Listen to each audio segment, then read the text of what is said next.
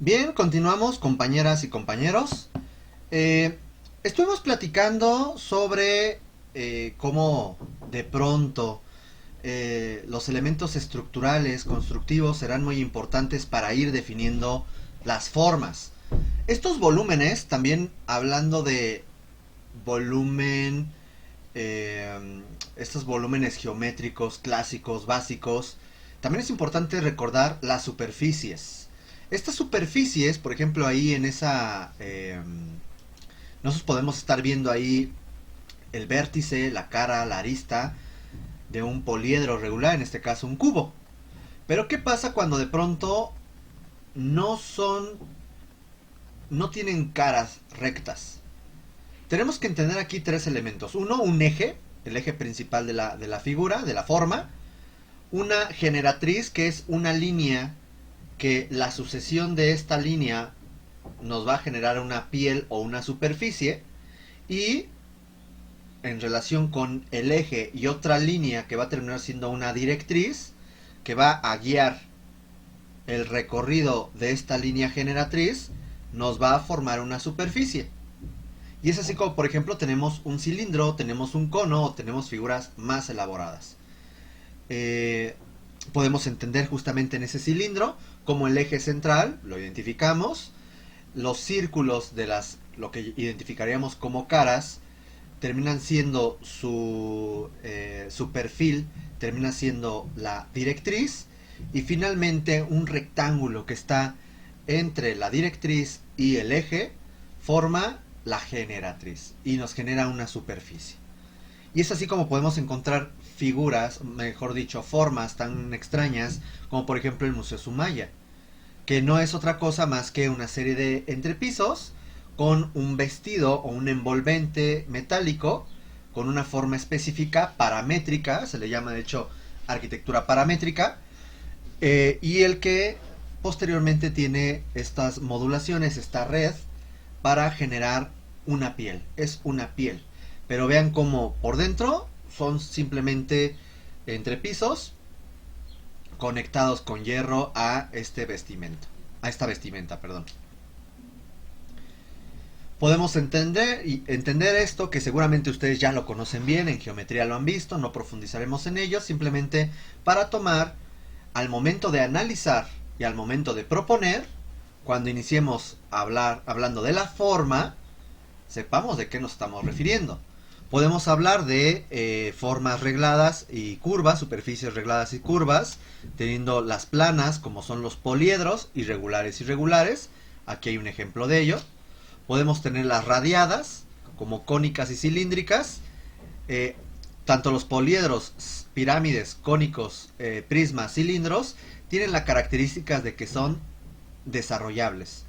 O sea que podemos ir a la papelería y encontramos estos volúmenes bidimensional para que los podamos armar y tenemos nuestra figura. Típico ejercicio de la primaria o la secundaria, ¿cierto? Hay otras que ya no son desarrollables. Por ejemplo, las alabeadas. Si bien son regladas, como lo que estamos viendo aquí, vean cómo aquí hay unas líneas directrices y se van uniendo a través de una línea que se le va a llamar generatriz y te va generando en suma una superficie alabeada, entendiendo ahí las hiperboloides y las paraboloides, ¿ok? Pero también hay otras curvas como son las de revolución, que son las esferas, elipsoides, toros y también otro tipo de paraboloides, las que salen de una parábola que gira en torno a su eje, como las que estamos viendo aquí. Aquí está un toroide y aquí vemos diferentes superficies curvas. Entonces es importante porque esta clasificación nos ayuda también a salir de la caja. Siempre decimos caja, prismas rectangulares, prismas cuadrangulares, una pirámide, de pronto nos queremos como atrever. Y vienen de pronto geodésicas, que tiene que ver mucho con estos poliedros, etcétera, etcétera, etcétera. Simplemente es algo que tengo que identificar.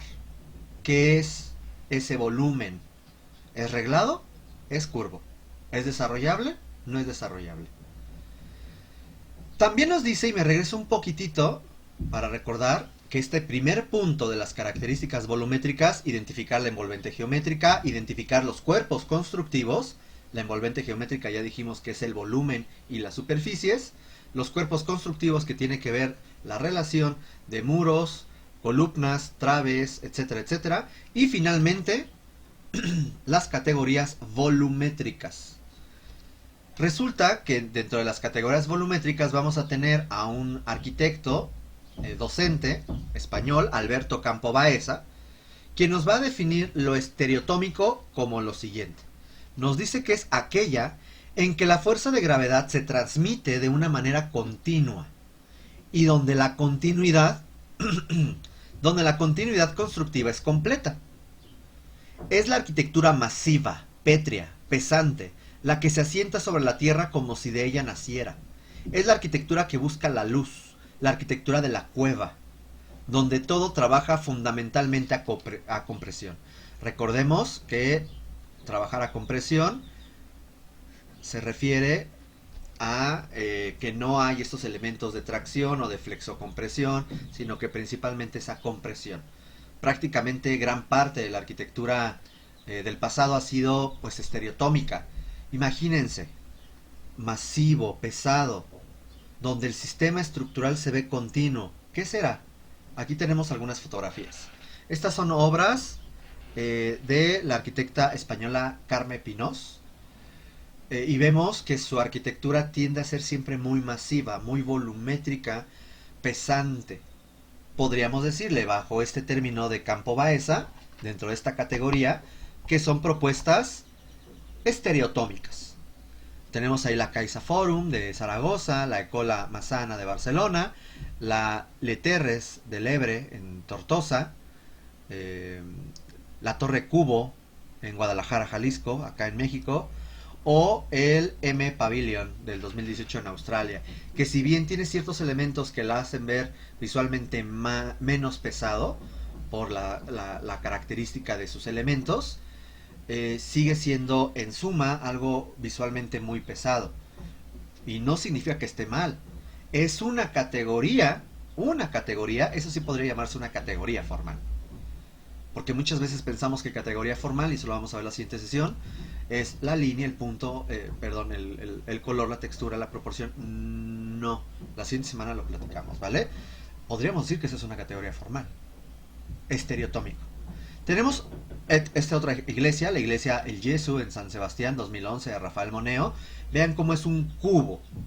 Pero el juego de la entrada de luz, el juego de los planos, el juego de la proporción, genera una cierta sacralidad muy importante en este edificio. ¿Ok? Entonces esto que estamos viendo aquí son propuestas estereotómicas. Rafael Moneo también es un arquitecto español. Mientras que Campo Baeza nos dice que la categoría de lo tectónico, y ojo, frecuentemente nosotros cuando escuchamos tectónico pensamos en las placas tectónicas. Vaya, los sismos de aquí de México son muy característicos. Y pensamos que lo tectónico tiene que ver con algo del temblor o algo resistente o algo muy técnico. No. Hay otro enfoque u otra definición que podríamos entender como lo tectónico, aquello que se refiere a lo técnico y a lo constructivo y estructural de la arquitectura. Pero, por eso siempre es importante decir, según Campo Baeza nos dice que como categoría de la forma tenemos lo tectónico. Y es aquello en que la fuerza de gravedad se transmite de manera sincopada. Sincopada significa que existe un ritmo, que existe un corte, que existe un intervalo. En un sistema estructural con nudos, con juntas, vean aquí ya hice yo una junta estructural, estos circulitos son nodos, y donde la construcción es articulada. ¿Ok? Luego, es leñosa, es ligera, la que se posa sobre la tierra como alzándose de puntitas. Es la arquitectura que se defiende de la luz, que tiene que ir velando sus huecos para poder controlar la luz que la inunda. Es la de la cabaña. Tiene vanos tan grandes que tiene que de pronto poner algún elemento para regular la entrada de la luz. Es la de la cabaña. Si se fijan, el estereotómico tiene una propuesta mucho más pesada, como una cueva, mientras que el tectónico es mucho más ligero, como si nos refiriéramos a una cabaña. Y aquí podemos ver estas propuestas del arquitecto británico Eric Perry, y vemos que tiende mucho a manejar esta idea de las dobles pieles. Y nos hace juego con esta figura a fondo a partir de estas pieles que son tectónicas, son ligeras. ¿Ok? Es algo importante que tenemos que ir visualizando. Y de pronto hay propuestas mixtas. Por ejemplo, si ustedes ven la casa Juan O'Gorman, se van a dar cuenta cómo de un lado es muy ligero y del otro es muy pesado. Podría atreverme a decir que hay una tercera categoría en donde una parte es muy estereotómica y la otra es muy tectónica. Entonces, ¿cómo será su edificio? El día de hoy, bueno, les publicaré en Classroom la actividad para que ya elijan los autores que tienen que empezar a analizar en las próximas 2 actividades que vienen y en el trabajo final. Entonces, bueno, pues para que estén atentas y atentos a ello. En resumen, pudiéramos entender que como una serie de palabras o conceptos que se refieren a lo estereotómico y tectónico como dos elementos que parecieran de pronto la antítesis de uno, simplemente es lo contrario. En lo estereotómico vamos a entender lo sólido, lo masivo, la tierra, la gravedad, la compresión, la oscuridad, la sustracción, la continuidad, lo matérico. Son términos que podríamos emplear para el análisis de la categoría de una forma. En cambio, lo tectónico es lo contrario. Ligero, la trama, el cielo, la antigravedad, la tensión, la luz, la adición, la discontinuidad, el alma. Nuevamente son términos que podemos utilizar para analizar la forma de mi edificio. ¿Ok? Y aquí tenemos algunas de las obras de Alberto Campo Baeza. Vean cómo le gusta mucho jugar con lo tectónico y lo estereotómico, generando propuestas que suelen ser muy atractivas. Entonces es importante, ahora como lo que se les acaba de mencionar, que ustedes tengan la habilidad y el bagaje para poder identificar estas categorías de lo tectónico y lo estereotómico. Segundo punto, ya vimos, y me vuelvo a regresar, ya vimos ese primer punto, que son las características del volumen. La superficie, los cuerpos constructivos, la geometría misma y las categorías volumétricas o de la forma. ¿Ok? Ahora, vamos al segundo punto. La relación con la dinámica espacial. Esto es fundamental. Si el edificio, el envolvente, el volumen no cumple con la dinámica espacial de generar contenedores para actividades que satisfagan las necesidades del ser, algo estamos haciendo mal. Por lo tanto, aquí es muy importante tener tres cosas en mente. 1. Identificar la relación del espacio. O sea, cómo se satisfacen las necesidades y las actividades del ser, en correspondencia o coherencia con los volúmenes. ¿Hay o no hay coherencia? Vamos a señalarlo, vamos a identificarlo. Segundo punto, un esquema espacial. También nos ayuda a identificar espacios fisonómicos, no fisionómicos, fisonómicos y distributivos acordes al volumen. ¿Cuál es el espacio más importante? Ya sea por las actividades que se realizan, ya sea por la actividad fundamental de todo el género arquitectónico o por la cantidad de metros cuadrados. ¿Tiene alguna relación el volumen, o es un volumen chiquitito, o es un volumen grande, que se vuelve un volumen rector, que está subordinando a otros pequeños volúmenes? Eso es lo que también ustedes tienen que identificar. ¿Cuál es la relación de los espacios fisonómicos, complementarios y distributivos acorde al volumen? Si de pronto se dan cuenta que todo está plano, a lo mejor ahí es donde hay un área de oportunidad y podemos comenzar a trabajar el juego de las alturas, de los volúmenes, las jerarquías, para enfatizar espacios fisonómicos. Luego, y tercer punto, la relación espacial. Hay que identificar la relación entre los espacios fisonómicos con el volumen en su contigüidad, vinculados, aquí está mal escrito, no es contextos, es conexos, o interior a otro. ¿Qué significa eso? Esto que estamos viendo aquí son dos espacios que están contiguos, están separados quizás por un muro ventana, un muro ventana puerta, unos arcos, unas columnas, no lo sé. Es un espacio A que es contiguo a un espacio B. Punto. Espacio vinculado, articulado o pautado. Es cuando para llegar de A a B necesito pasar por otro cuerpo que se llame C. Y ese espacio C es esa pauta o esa articulación o esa vinculación. Tenemos espacios conexos, que es cuando el cuerpo A penetra al cuerpo B y por dentro me genera una transición. Les llaman de pronto intersticios. Qué nombre tan complicado. Mejor transición. ¿Vale? Y tenemos uno más, cuando de pronto A está dentro de B, o al revés, B está dentro de A. Son relaciones que evidentemente no podemos ver con lupa en cada uno de los espacios, pero sí en lo general. ¿Cómo está funcionando el espacio fisonómico en relación con los demás? Hay una contigüidad, hay una vinculación, están conexos, uno está dentro de otro. ¿Qué es? Y cómo esto se traduce en volumen. Es indispensable que podamos verlo así. ¿Ok? Y el tercer punto, la organización-emplazamiento. ¿Cuál es la relación del volumen o de los volúmenes con el emplazamiento y organización? Es el punto número 1, o inciso A.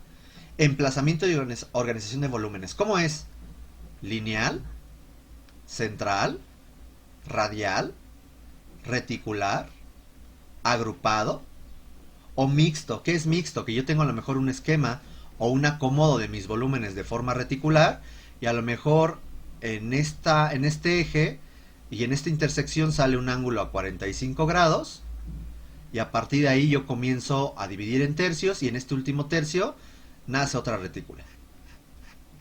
Entonces me genera una disposición o un juego en el acomodo de estos volúmenes. Ese también es mixto. O de pronto hay lineal de dos polos. Significa que tengo yo aquí algún elemento y aquí otro elemento como remates visuales que me está generando un recorrido lineal y que todo se acomoda conforme a ese recorrido lineal. Son variantes. Inciso B, dentro de esta organización de emplazamiento, tendríamos que entender que hay una relación del emplazamiento con las secuencias y los recorridos, o sea, con lo funcional. Este esquema lineal de ir a A e ir a B es el más aburrido, el más básico, el más sencillo. ¿Qué pasa si yo de pronto llego y tengo aquí un vidrio que no me permite pasar, pero sí me permite ver, como lo estamos viendo? A eso se le llama una continuidad visual.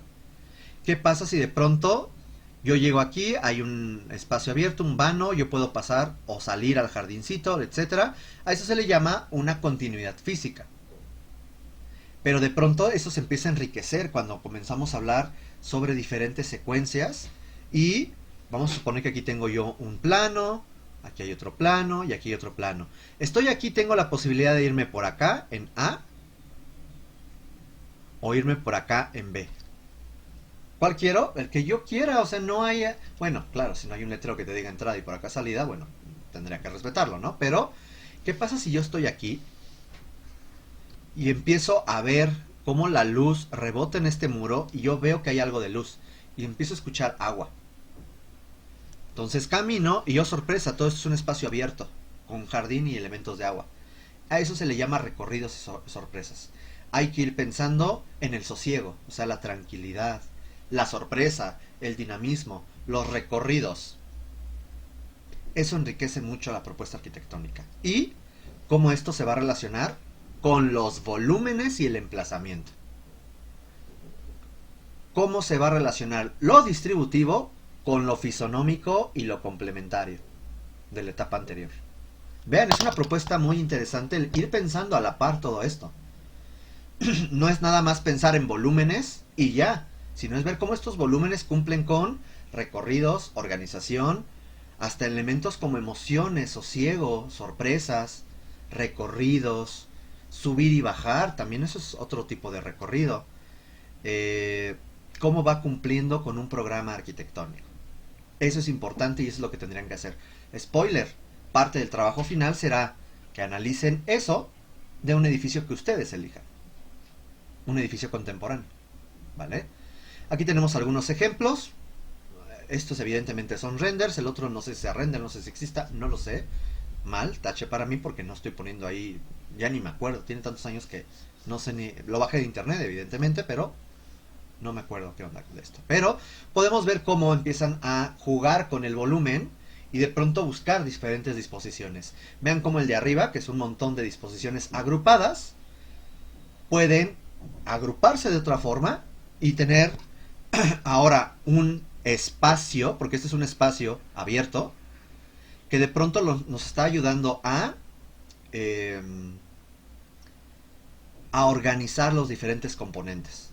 Podríamos de pronto hablar que hay espacios autocontenidos, o sea que están delimitados por algo, o que están parcialmente autocontenidos, o que son panorámicos, o que son abiertos, etcétera, etcétera, etcétera. Podríamos poner también otros nombres a este tipo de espacios.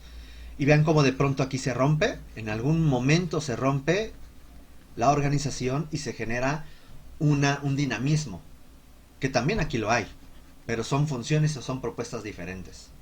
Vean de pronto cómo nos puede ayudar a enfatizar un acceso a través de la misma forma.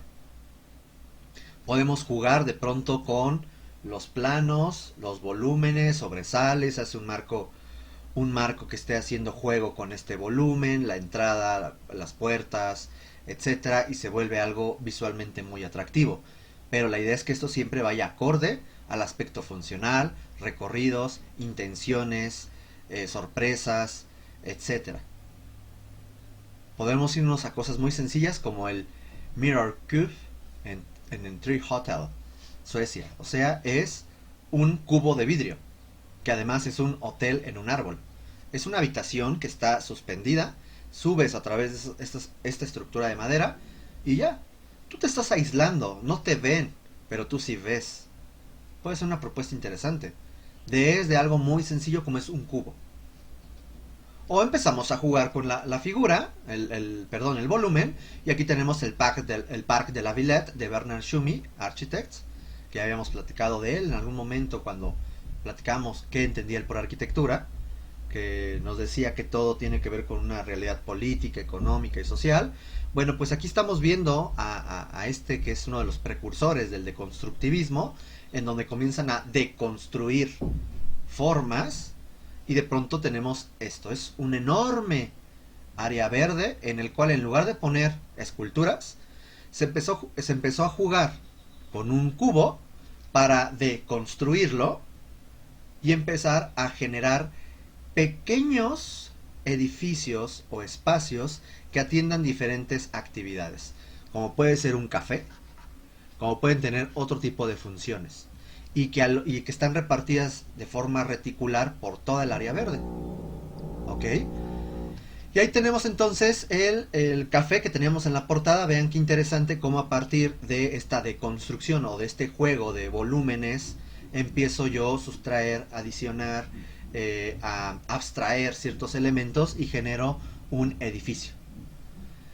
Algunas propuestas como el neoplasticismo, que en lo que a mí respecta se me hace muy atractivo. Este neoplasticismo que está impulsado por el Die Stich, es esta revista que buscaba una nueva plástica dentro de las vanguardias y que daría pie también a la Bauhaus. Encontramos Theo van Doesburg, decía él, que podría haber 17 puntos para una nueva arquitectura neoplasticista, en donde vemos el manejo del cubo, rompiendo con la simetría, buscando propuestas asimétricas, el manejo de los colores básicos, el manejo del macizo, del vano, de pronto esas ideas como que hay un cantilever, ¿no? De pronto hay un elemento que está, pareciera eh, elevado, ¿no? Etcétera, se vuelve algo muy interesante. Como a partir de un cubo se deconstruye, comienza a desarmarse, empezamos a jugar, empezamos a transformarlo para llegar a propuestas neoplasticistas. Esta es una de las casas más conocidas, la casa de Schroeder en Utrecht, de Garrild y de Schroeder, arquitecto, en donde podemos ver que por fuera pues realmente es un cubo que tiene ciertos juegos de planos, líneas, puntos, colores, etcétera. Y por dentro, no vamos a verlo ahorita, eso luego lo platicamos en Teoría de la Arquitectura 2, es un espacio abierto. Es un espacio, perdón, flexible, totalmente libre, en donde tú puedes mover algunos elementos y vas configurando este espacio. Es interesante. De pronto, el movimiento moderno, el racionalismo francés de Le Corbusier, pues tenemos esta pureza técnica en la Villa Savoy, ¿no? Donde de pronto pone sobre la mesa sus 5 puntos para una nueva arquitectura, el manejo volumétrico que se empieza a dar en la planta baja, en la segunda planta, en la terraza, pues son elementos muy interesantes. Puede o no gustarnos, pero la técnica, la propuesta termina siendo interesante. Esta es otra, la casa de, disculparán mi alemán, Weisenholm Sildulch. Está en Stuttgart, Alemania. Y vean cómo es un prisma rectangular al cual le comienza a sustraer y a añadir o adicionar otros elementos y comienza a generar una casa, que hoy en día es un museo. Como todas las famosas casas, no son casas, son museos. El Guggenheim, el Museo Salomon Guggenheim de Nueva York de Frank Lloyd Wright. Vean cómo de pronto comienza también a jugar con el volumen. Es un volumen muy pesado. Es un volumen estereotómico. A diferencia de este, que es un volumen muy tectónico. Es la galería James Simon de David Chipperfield, en donde reinterpreta una arquitectura clásica. Evidentemente esto está reinterpretando las columnas, considerando Gran Bretaña, quizás neopaladianas, ¿no? Esta arquitectura neoclásica o la arquitectura renacentista protestante de Palladio, no propiamente Palladio, sino inspirado en Palladio, pues a lo mejor aquí hay una reinterpretación clara, color, proporción, forma, sin llegar a ser columnas con basa, capitel, etcétera, ni entablamento, ni frontones, y ahí está. Llegamos a una abstracción de una propuesta muy tectónica. Y con esto vamos a terminar, ¿sí? Sí. Museo Jumex, que creo que todas y todos han visto o ya han visitado, que está ahí en la ahora llamada Nueva Polanco, también de David Chipperfield, que tiende a ser muy masivo, muy estereotómico. Aunque por ahí hay unas columnas en la planta baja, pero las columnas son super columnas, entonces es un aspecto muy, muy, muy masivo. ¿Por qué? Y es ahí donde tendremos nosotros que analizar y empezar a ver fotografías, ver planos, ver cortes, leer las intenciones del despacho de arquitectos o del arquitecto mismo y a partir de ahí deducir y con nuestro bagaje hacer una crítica. Spoiler, esa es otra de las cosas que haremos en el trabajo final, ¿vale? Hasta aquí dejaríamos la sesión del día de hoy. Les agradezco mucho su atención y nos estamos viendo pronto. Cuídense y hasta pronto. Bye bye.